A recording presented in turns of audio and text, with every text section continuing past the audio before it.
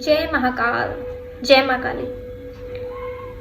तो प्रश्न यह है कि जीवन में सबसे सर्वश्रेष्ठ जो गुण है वो क्या है। सबके अलग अलग मत हैं, पर यदि मैं मेरा मत बताऊं तो मुझे लगता है भक्ति सबसे सर्वश्रेष्ठ गुण है। ये जो पीछे जिन गुणों की बात की गई है इनको विकार भी बोलते हैं। यदि आप प्रेम है, प्रेम को एक गुण माना गया है, किंतु मोह को गुण नहीं माना गया। मोह उचित नहीं है। क्रोध है, ठीक है, कहीं ना कहीं आपकी गलत के खिलाफ आपको स्टैंड लेने में हेल्प करता है, पर अत्यधिक क्रोध उचित नहीं माना गया है। देखिए, क्रोध ऐसा भाव है जो कहीं ना कहीं देवी देवताओं में भी है। नरसिंह भगवान है, विष्णु जी का जो अवतार है वो क्रोधित अवतार है। एक माता काली जो माता पार्वती का अवतार है वो क्रोधित अवतार है। काल भैरव क्रोधित अवतार है। कहीं ना कहीं क्रोध देवी देवताओं में भी है। पर मेरे अकॉर्डिंग जो श्रेष्ठ भाव है, मेरे लिए मैं श्रेष्ठ भाव मानती हूँ भक्ति को। यदि आपके जीवन में भक्ति है, हनुमान जी जैसी है, मीराबाई जैसी है, यदि आपके जीवन में भक्ति रामकृष्ण परमहंस जैसी है, तब आप एक श्रेष्ठ भक्त हैं। देखिए, भक्ति एक ऐसा गुण है जो आपके सभी विकारों के ऊपर ना तांडव कर सकता है, भगा सकता है उनको।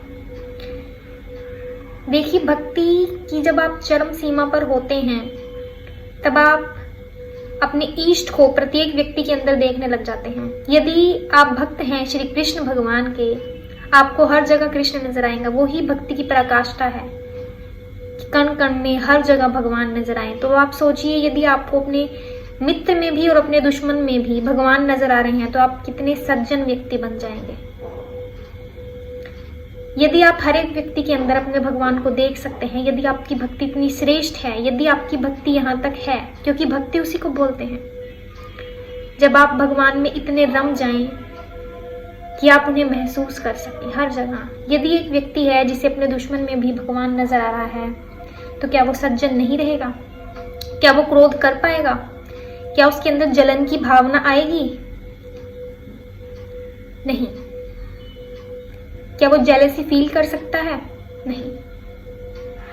क्या उसके अंदर काम विकार आएगा? नहीं।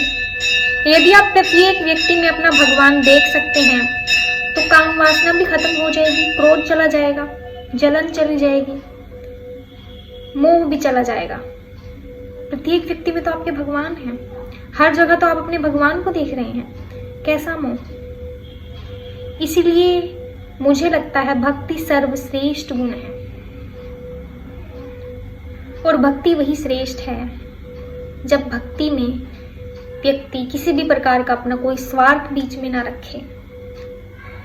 सिर्फ 10 मिनट के लिए मंदिर में जाके घंटियां बजाने के लिए, टैटूज बनवाने को शरीर पे, टैटू बनवाने के बाद बोलने को कि हम भक्त हैं महाकाल के, एक माला धारण करने को, ये भक्ति नहीं है, स्वांग है केवल और केवल। भक्ति वही है जब आप अपने दिल से उस ईश्वर से, उस सच्ची सत्ता से जुड़ो और धर्म कर्म के पथ पर चलो। कभी देखा है किसी सज्जन व्यक्ति को, किसी संत को किसी से दुर्व्यवहार करते हुए? और कभी किसी दुराचारी को देखा है भक्त बनते हुए? अगर एक दुराचारी जिसका आचरण जितना हो, बहुत गलत आचरण रखता हो, अपने आचरण से लाखों लोगों को परेशान करता हो, दुराचारी, बहुत गंदा आचरण है। यदि एक दुराचारी भक्त बन जाए तो वो दुराचारी रहेगा ही नहीं। और यदि एक भक्त होने के बाद भी दुराचारी है तो वो भक्त नहीं हो सकता। क्योंकि भक्ति में इतनी करुणा है, इतनी दया है, इतनी ममता है। यदि आपके अंदर भाव आ जाए, भक्त आप बन जाओ, महाराज आप एक कुत्ते को भी नहीं मार पाएंगे। किसी व्यक्ति से घृणा करना तो दूर की बात है। क्या भगवान भैरव के साथ कुत्ते नहीं चलते? भैरव जी के साथ हमेशा कुत्तों को देखा गया है। आप उनसे भी नफरत नहीं कर पाएंगे। पशुपतिनाथ जो हैं, शंकर जी का ही एक अवतार है कि उनको सभी पशुओं का नाथ बोला गया है। पशुपतिनाथ हैं वो, सभी उनके सानिध्य में आते हैं, भूत प्रेत उनके सानिध्य में आते हैं, पशु जीव जंतु जानवर सभी उनके अंदर आते हैं। तो क्या आप किसी से घृणा कर पाओगे? आपकी अहिंसा खत्म नहीं हो जाएगी? देखिए, यदि सबको भगवान ने ही बनाया है, यदि संपूर्ण संसार का जो सृजन है वो ईश्वर ही कर रहे हैं।